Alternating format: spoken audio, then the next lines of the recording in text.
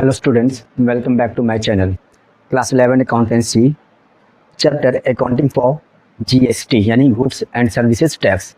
इसका introduction video already मैंने upload कर लिया है। लेकिन जब तक आपको इंट्रोडक्शन नहीं समझ में आएगा इसका, तब तक चैप्टर आपको समझ में नहीं आएगा। तो इंट्रोडक्शन मैंने ऑलरेडी अपलोड कर दिया है, जिन लोगों ने नहीं देखा है वो आप देख लें। प्लस आज हम जो करेंगे वो ये करेंगे practical question, that is question number 1। Question number देखिए, इसमें जनरल एंट्री है। फॉर्मेट आपको मालूम है कैसे बनता है कैसे नहीं बनता है। अब देखिए जनरल एंट्री की अगर हम बात करें, pass entries in the books of Mukherjee and sons assuming all transactions have taken place within the state of Uttar Pradesh assuming CGST 9% SGST 9%। क्या कह रहा है कि आप ये जो जिस जगह पर हम लोगों ने ट्रांजेक्शन कर रहे हैं वो सेम स्टेट में हो रहा है, यानी उत्तर प्रदेश में ही हो रहा है। तो उत्तर प्रदेश में हो रहा है तो जाहिर सी बात है आईजीएसटी का रोल नहीं है। सब क्या लगेगा, सीजीएसटी और एसजीएसटी ही चार्ज होगा। लेकिन सबसे पहले हम लिख लेते हैं, क्या बनाना है, जर्नल बनाना है। ठीक है, जर्नल लिख लिया हम लोगों ने। क्वेश्चन नंबर 1, डेट क्या है, डेट आपका है मार्च 4, 2023। क्वेश्चन क्या कह रहा है, क्वेश्चन ये कह रहा है purchase goods for 5 lakh from Mehta brothers.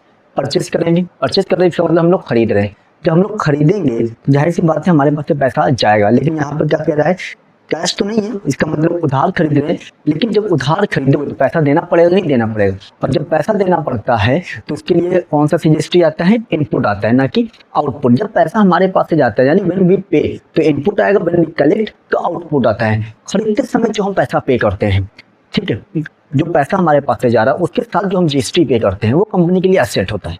और जब बेचते समय जो पैसा हम रिसीव करते हैं उसके साथ जो जीएसटी रिसीव करेंगे वो हमारे लिए लायबिलिटी होता है। सबसे पहले देखिए क्या करेंगे हम, परचेज अकाउंट डेबिट। कितने का खरीद रहे हैं, 5 लाख का, 5 लाख। ठीक है, इसके साथ जीएसटी भी देना पड़ेगा, input CGST account debit, input SGST account debit. 9% से चार्ज कर रहा है ना, तो 9% से निकालेंगे हम 5 लाख पे तो 45,000 आएगा। इन 45,000 सीजीएसटी देना पड़ेगा और 45,000 क्या देना पड़ेगा आपको, एसजीएसटी देना पड़ेगा। इसको टू मुखर्जी। टोटल कितना हमारे पास से जा रहा है, 5,90,000। यह था फर्स्ट पॉइंट। आई थिंक आपको अच्छे से समझ में आया हुआ, क्योंकि हम लोग परचेज कर रहे हैं तो परचेज करते हैं पैसा हमारे पास से जाएगा, इसलिए इनपुट सीजीएसटी इनपुट एसजीएसटी को हम लोगों ने क्या किया है, डेबिट किया है। पॉइंट नंबर 2, डेट क्या है, मार्च 10 है। Sold goods for 8 lakh to Munjal and company. ठीक है, हम लोग क्या कर रहे हैं, माल बेच रहे हैं। किसको बेच रहे हैं, मुंजल को बेच रहे हैं। अगर इसका सिंपल जनरल एंट्री बनाए तो Munjal debit to sales account, यही बनेगा। लेकिन जब माल बेचेंगे तो पैसा आएगा, उसके साथ जीएसटी भी कलेक्ट करेंगे। जीएसटी कलेक्ट करेंगे, जब पैसा हम कलेक्ट करते हैं उसके लिए आउटपुट आता है। ठीक है, तो आउटपुट जब आएगा तो वो हमारे लिए लायबिलिटी होता है जो कि फर्म को पे करना पड़ता है। तो डेट क्या लिखोगे, मार्च 10 मार्च 2023। हमने किसको बेचा है, मुंजल को बेचा है, तो मुंजल डेबिट। अभी इसका अमाउंट नहीं लिखेंगे, नरेशन आपको मालूम, नरेशन लिखना पड़ेगा भाई। नरेशन मैं नहीं लिख रहा हूँ, लेकिन नरेशन आपको माइंड में रखना है। नरेशन नहीं लिखेंगे उसका नंबर कटेगा। मुंजल डेबिट, कंपनी ने क्या किया है, सेल्स अकाउंट। तो सेल्स के साथ क्या आएगा, output CGST account, output SGST account. बेचा कितने का हम लोगों ने, 8 लाख का। ठीक, 9% जीएसटी कितना आएगा, 72,000 एंड 72,000। टोटल कितना हो जाएगा, 22,449, 9,44,000 किसके पास आ रहा है, ये कंपनी में आएगा। भाई उधारी बेचा है क्योंकि कैश तो है नहीं, तो कंपनी में 9,44,000 हम किससे लेंगे, मुंजल से लेंगे, बेचा 8 लाख का ही, लेकिन 1,44,000 हम उससे जीएसटी लेंगे। यहाँ पर हम लोगों ने 90,000 जीएसटी पे किया है at the time of purchase. तो मैंने बताया परचेज करते समय हम जीएसटी पे करते हैं जो कि हमारे लिए असेट होता है, और बेचते समय हम जीएसटी कलेक्ट करते हैं जो कि हमारे लिए लायबिलिटी होता है। यानी जब पैसा हमारे पास से जाने वाला है तो आउटपुट आएगा, जब पैसा हमारे पास से जाने वाला है तो इनपुट आएगा, और जब पैसा हमारे पास आने वाला है तो आउटपुट आएगा। नेक्स्ट डेट की बात करें, डेट 15 क्या कह रहा है देखते हैं। 15 की बात करें, paid for advertisement 40,000 by cheque. अब देखिए हम लोगों ने एडवर्टीजमेंट पे किया, एडवर्टाइज करा रहे हैं भाई, उस पर भी खर्च आ रहे हैं, और जब खर्च आएगा तो खर्च हम एडवर्टाइज कराएंगे तो पैसा हमारे पास से जाएगा, क्या आएगा सर, जाएगा। तो जब पैसा जाएगा तो उसके साथ हमारा जीएसटी भी जाएगा, यानी at the time of purchase या फिर जब हमारे पास से पैसा जाता है तो उसके साथ जीएसटी भी जाता है। वो जीएसटी कौन सा होता है, इनपुट होता है। अगर सिंपल जनरल एंट्री बनाते तो क्या बनाते आप, advertisement account debit to bank बनाते ना, लेकिन यहाँ पर क्या लिखेंगे हम, एडवर्टीजमेंट अकाउंट डेबिट फिर इनपुट, क्योंकि पैसा हमारे पास से जा रहा है। Input C GST account debit, input S GST account debit to, कैसे पे कर रहे हो, चेक के थ्रू, तो टू बैंक अकाउंट। कितना पे किया हम लोगों ने, 40,000। तो 40,000 पे 9%, तो कितना आ जाएगा 3600 जीएसटी और 3600 एसजीएसटी। सीजीएसटी मतलब 3600 हम सेंट्रल को पे करेंगे और 3600 हम स्टेट को पे करेंगे। टोटल हमारे पास से जाएगा कितना, 33672, 47,200 हमारे पास से जा रहा है। Now next date is 18th March 2023। अब 18th मार्च 2023 की बात करें, purchase furniture for office use 50,000 and payment made by cheque. अब कंपनी क्या कर रहा है, फर्नीचर परचेज कर रहा है, और जब फर्नीचर परचेज किया, अच्छा नाम तो दिया नहीं, इसका मतलब हम लोगों ने कैश पे खरीदा है। जब फर्नीचर परचेज करोगे तो आपके पास से पैसा जाएगा, जब पैसा जाएगा तो उसके साथ हम जीएसटी भी पे करेंगे। तो जब हम पैसा हमारे पास से जाता है तो उसके साथ जीएसटी भी जाता है, जो कि इनपुट होता है, जो कि असेट के लिए क्या होता है, असेट होता है। तो अब इसको अगर हम लिखेंगे तो क्या लिखेंगे, furniture account debit input CGST account debit input SGST account debit to cash. अच्छा चेक है क्या, आई थिंक चेक है, तो कैश नहीं आएगा बल्कि क्या आएगा, बैंक आएगा, टू बैंक अकाउंट। हम लोगों ने फर्नीचर जो परचेज किया वो परचेज किया हम लोगों ने 50,000 का, 50,000। तो 9% सीजीएसटी निकालेंगे तो 4,500 और 9% एसजीएसटी निकालेंगे तो 4,500। टोटल कितना हो गया, 59,000 का हम लोगों ने क्या किया है, फर्नीचर पड़ गया। कॉस्ट तो 50,000 ही था, लेकिन हम लोगों ने इतना टैक्स पे किया है गवर्नमेंट को, सेंट्रल गवर्नमेंट को 4,500, स्टेट गवर्नमेंट को 4,500। टोटल हमारे पास जो पैसा गया है वो 59,000 गया, ठीक है। अब नेक्स्ट डेट की अगर बात करें तो नेक्स्ट डेट आपका है 25 मार्च।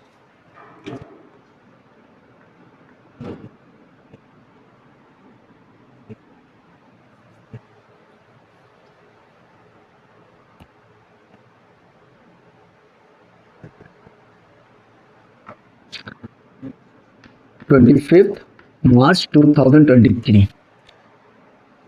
Paid for printing and stationery 8,000। अब हम क्या करते हैं, फिर प्रिंटिंग एंड स्टेशनरी के लिए पे कर रहे हैं, प्रिंटिंग एंड स्टेशनरी के लिए पे करेंगे तो फिर भी हमारे पास से पैसा जाएगा ही जाएगा। तो एंट्री क्या बना लोगे आप, प्रिंटिंग एंड स्टेशनरी, मैं शॉर्ट फॉर्म में लिख दे रहा हूँ, ठीक है। Debit input CGST account debit input SGST account debit to cash account. कितना पे कर रहे हैं हम लोग टोटल पे कर रहे हैं 8,000 रुपीज। तो 8,000 तो शॉर्ट में लिख रहे हैं 8K, ठीक है। 8,000 हमने क्या पे किया है, रिटेन स्टेशनरी पे किया, लेकिन उसके साथ हम जीएसटी भी पे करेंगे। तो 8,000 का 9% तो 720 और 720, टोटल हमारे पास में पैसा जाएगा कितना, 8,000, 7,714,140, 9,440 रुपये गया।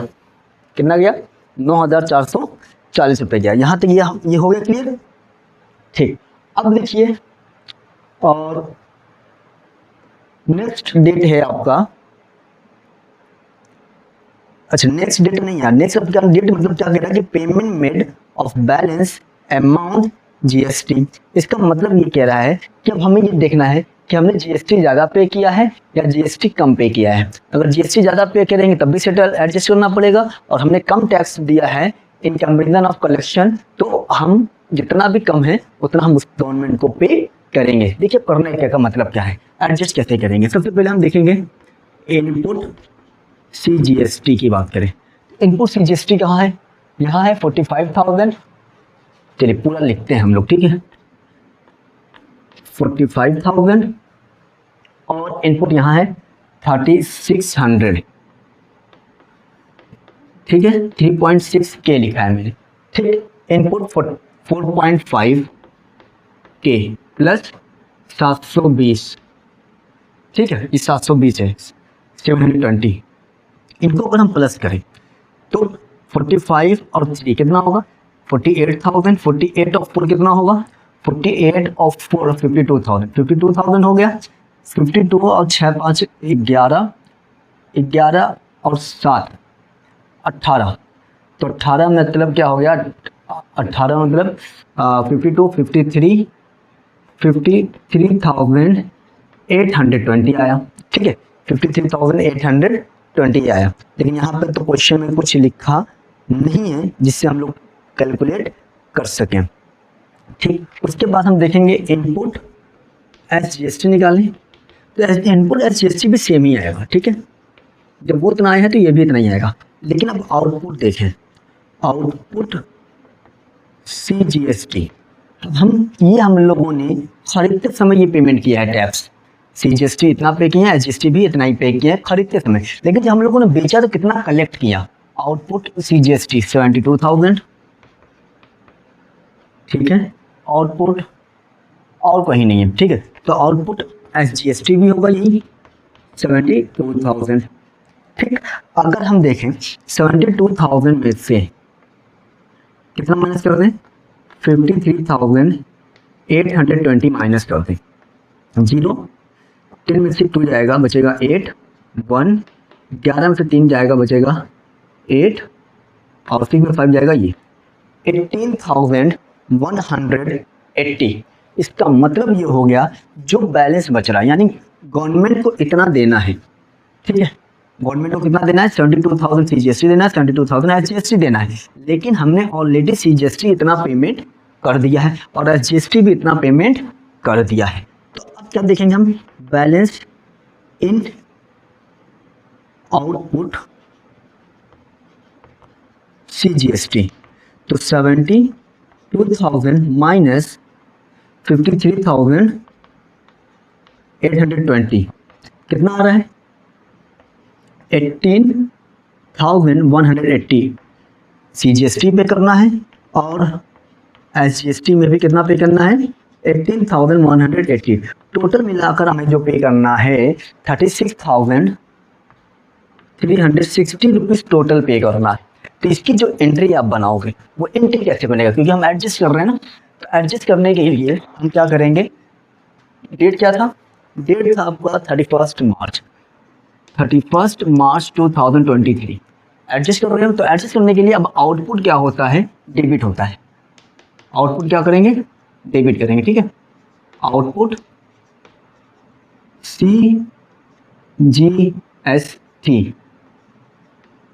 CGST account debit, output SGST account debit to input CGST account to input SGST account to bank account, क्योंकि चेक के थ्रू पेमेंट होगा। आउटपुट जीएसटी का टोटल कितना आया है 72,000, तो यहाँ पे क्या लिखेंगे 72,000। आउटपुट जीएसटी का टोटल कितना आया 72,000, ठीक है, लिख दिया। इनपुट जीएसटी का टोटल कितना आया 53,820, 53,820, ठीक है। लेकिन मैच तो कर नहीं रहा है, क्योंकि ये 72,000 है, ये 53,000, ये 72,000, ये 53,820, मैच नहीं कर रहा। यानी कि इस पे 18,180 कम है और इसमें 18,180 कम है। जो कम है क्योंकि गवर्नमेंट का ज़्यादा है, मेरा कम है, हमने टैक्स कम दिया है और कलेक्ट ज़्यादा किया है, तो गवर्नमेंट का ही मेरे पास बढ़ रहा है। तो गवर्नमेंट कहेगा भाई ठीक है तुमने इतना पे ऑलरेडी कर दिया है, लेकिन इतना पे करना था, तो ऐसा है बैलेंसिंग फिगर देखो, जितना मेरा बढ़ रहा है उतना तुम पे कर दो। गवर्नमेंट कितना बढ़ रहा है 18,180 जीएसटी पर, 18,180 एसजीएसटी पर। टोटल गवर्नमेंट को कितना पे करना पड़ेगा 36,360 रुपये। ये हो गया आपका क्वेश्चन सॉल्व।